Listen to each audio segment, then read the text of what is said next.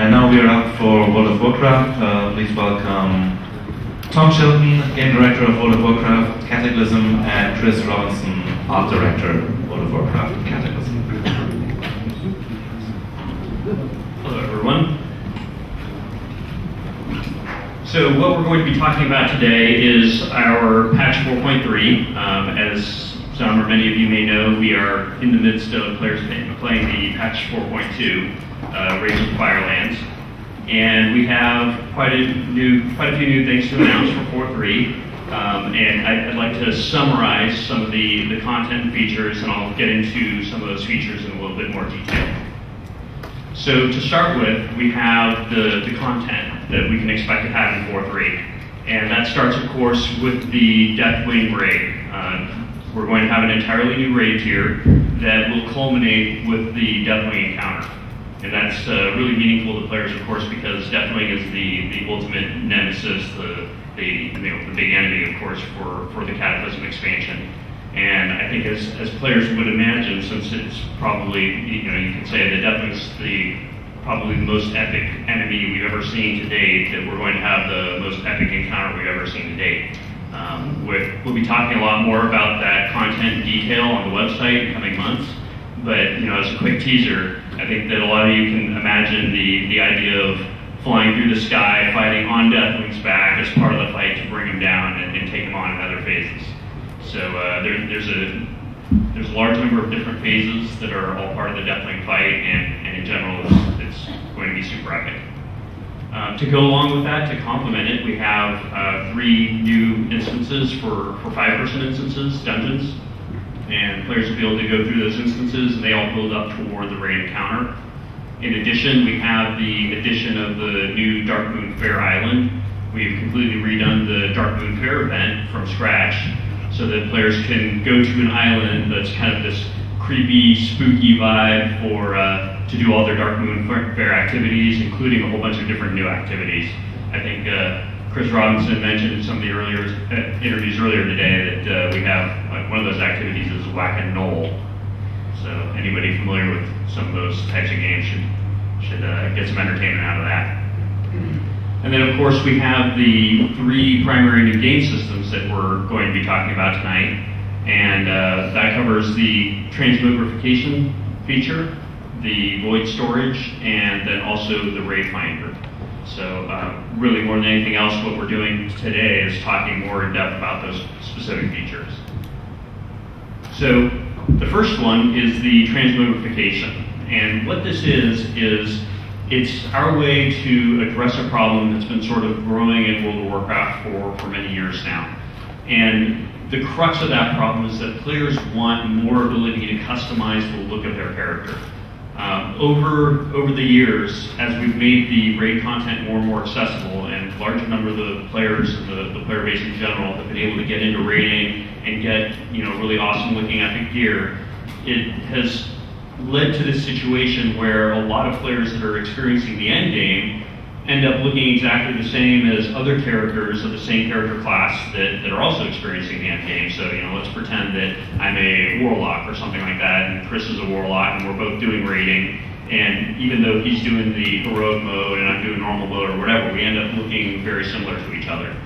And we've really gotten a lot of feedback from players that they'd like to have more control over how their character looks. So, conveniently, the Ethereals have come up with a new technology that they're going to bring and offer their services. So what you can do is you can take the art of one item, so you can take one item that you really like the look of, and then combine it with another item that you like the stats of, and combine them into one item where you have the art and look of the one and the stats of the other. What this allows is for players to go back to older content if they choose, or take any items that they've already earned from the past that they've been saving for years and years, and apply that to the new tier of items that they're getting. What we imagine is that a lot of players will go through the new content and get a lot of the new armor sets and probably enjoy the new armor art and the new looks of the new set for quite some time. But after a while, as more and more people start to get that stuff, they're going to want to differentiate themselves a little bit. And so we definitely imagine that there will be people out there, let's say there's the warrior who ends up wanting his stuff to look like the might set from Molten Core. And maybe this guy already has the might set from way back in the day, or maybe he goes through Molten Core and souls it like he can today, and farms up all the might set and then converts his current Deathwing armor to look like the might set. So at the end of the day, really what that means is a lot more ability for players to customize how their characters look and feel a little bit more individual. Here's a little screenshot of some of those old armor sets that we think players will find very popular to make themselves look like once again. Now finally, to go along with that, these clever ethereals have also come up with another service called void storage. Because as they bring transmogrification to the world, they've also come to the conclusion that players are going to want to store a lot more items than they used to be able to store. And that's not something that our bank can currently support. So those clever ethereals, being smart like they are, they've introduced a new service called void storage, where they will, for a fee of course, hold on to some of your items for longer periods of time. So that's what you can do when you go and get all these, collect all these different sets of armor, or perhaps, a lot of players out there have already collected a lot of different sets of armor and would like to finally get them out of their bank so they can use their bank a little bit more effectively. They're able to use this void storage service to hold on that stuff. So essentially, in a lot of ways, like a second bank. And finally, the third feature that we're going to be talking about tonight is the Raid Finder. Many of you may be familiar with the Dungeon Finder feature that we already have. The Dungeon Finder feature, of course, allows players to be match-made with other players to do content, the dungeon content. So one of the things that we've heard over and over now is that players would like that to extend to the raid, right? Currently, it can definitely be a hassle to get a raid going. Even when, let's say, you have a guild and let's say you have 6 people or 7 people on for the night, sometimes it can be a real pain to find those last couple of people to be able to do your raid. And so what we want is for people to be able to join this Raid Finder queue and get matched up with appropriate groups that are looking for the types of roles that they're in need of. This screenshot kind of shows an example of what that would look like. It should look very familiar to anybody that has used our Dungeon Finder tool. And now it will extend to the raid concept. This feature builds raids for raids of up to 25 players. So as you can see here in this particular example, it's looking for 2 total tanks for the raid. It's going to look for 8 healers and 15 DPSers. And as much as possible, we'll try to intelligently put them together so that there's as much class variety as possible. And in general, try to make sure that the group is a very sound group and capable of meeting the content. So I think that that's going to be something that in a lot of ways opens up the raid content to people that aren't currently able to experience it. And just as importantly, I think that it will make the raid content a lot less of a hassle, even for people that do it today, as they're maybe short by a couple of people or even not able to raid on the same nights at their guild raids, stuff like that. So that really summarizes our key features and content for 4.3. Thank you.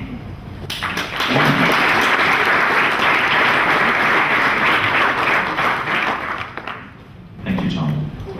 I have a question for Tom about the item changing. Is there going to be a restriction on item quality and item stats when you apply it to a new item? So can you use low-level green graphics and maybe plate intellect graphics on a plate strength item? There are restrictions in that in order to, for example, if you have a piece of plate mail and you want to make it look like another item, it also has to be plate mail.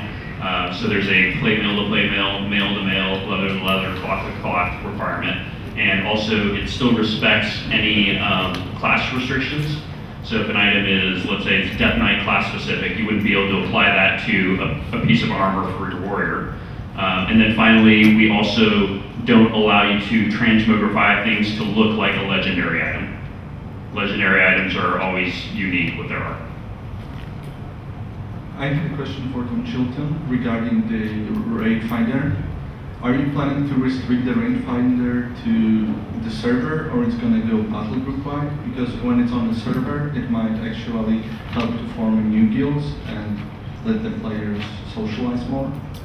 I think that for Raidfinder, it's definitely going to be cross-server. The most important thing for Raidfinder is that it's a good experience using Raidfinder. We already have the looking for guild tool that should hopefully be helping players find guild memberships that work for them. But for Raidfinder, it's going to be very important that the waits not get really long, right? You're talking about creating a 25-person raid, and we want to be able to do that quickly and efficiently. And to be able to do it quickly and efficiently, it kind of implies that we have to expand it to cross-server. Question for Tom. You said before, like Frank said just now, that content you create for WoW is consumed at a much faster rate than you can create. I think it's a bit of an inappropriate thing to say, but do you think randomization is a solution to that? Can you ever see WoW go that way? Randomization is a very tricky thing because a lot of times what you can end up with is 99% really crappy random content, and then 1% of it was like, oh, that was really cool. And so it's always very difficult to find ways to box in the randomization to actually get you a reliably great player experience.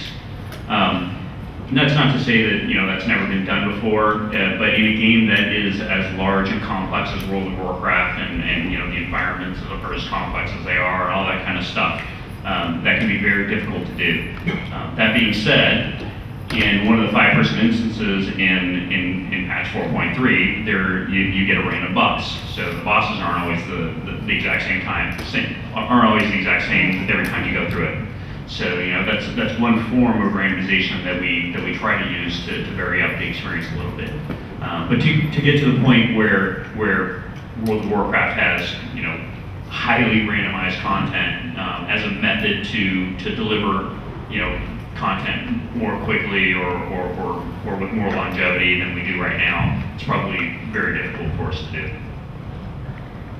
This one is also about World of Warcraft.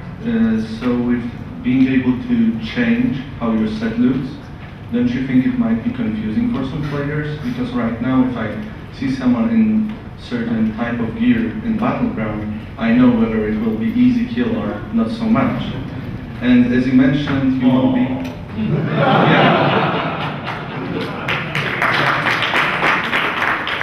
You also obviously you're looking for the challenging and difficult kill, right? Not at all. I'm just spawning noobs in greens. And you also mentioned that you won't be able to change the looks for the legendary. Does it mean that the weapons also would be available to be switched in their appearance? I'm sorry, I didn't catch the last part about the legendary. Yeah, you said that you won't be able to change the looks for the legendary item. So does it mean you can change the look of the weapon at all? It's more the other direction, where you can't make something that isn't legendary look like legendary. So that if you see something that looks like legendary, you know it actually is, just to protect the mystique of legendary items. But as it relates to the PvP question that you brought up, there definitely will be less of an immediate knowledge of exactly what tier of gear is person X in.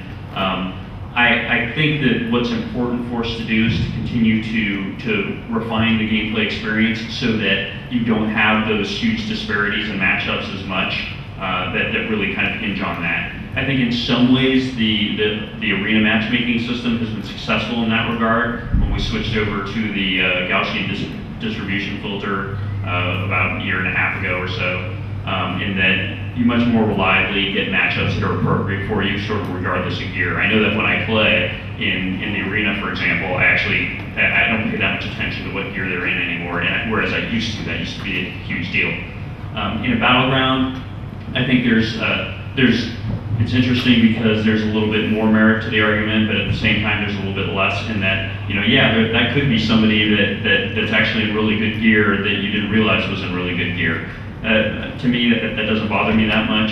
And you'll have the flip side too, where sometimes somebody will look like they're in something that is more epic than what they actually have. But at the end of the day, I think what really matters is that the core gameplay experience of fighting somebody, you're going to kind of quickly realize that, oh, this person really is taking a whole lot of damage. Wow, they must not have a lot of resilience, or they're really laying waste to me.